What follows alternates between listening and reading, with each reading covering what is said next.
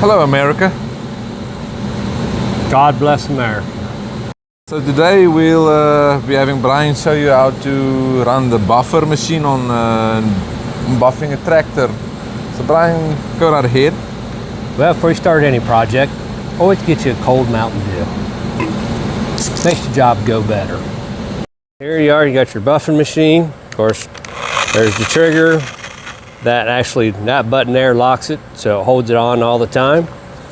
You got your speed back here, which I keep it on about 2, so that way it's not too fast. That way you don't burn anything. That way you can keep a better eye on it. This is called Meguiar's rubbing compound. Works pretty damn good. This is what you used before. We do have a wax, but I don't have it here with me. But once you get done doing your rubbing compound and you put a coat of wax on it, should be good. This is the buffing pad I like to use. You can use this microfiber one. You can it goes right over that. Got to be careful with this one because it will burn if you're not careful. You got a wool one, which does the same thing, goes over that. These are actually kind of nice, but you got to use a little more pressure because if you don't put a lot of pressure, it likes to hop. So I just basically stick with this, does a good job. Have not tried this one yet, but I might. Then you got your microfiber towels.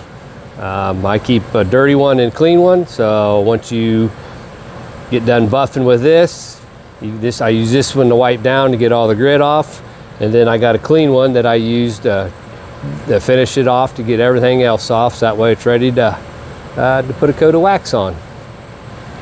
To a dime to a quarter size drop on your pad. Of course, you always shake it too. You did that.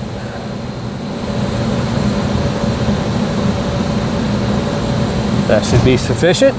And you come over here, and what I like to do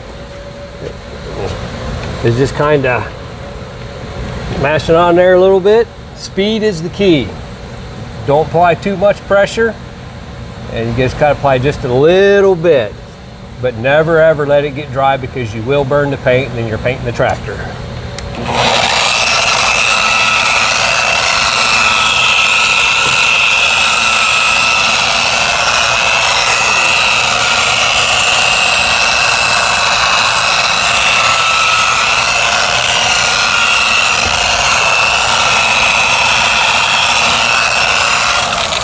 Then once you buff it a little bit,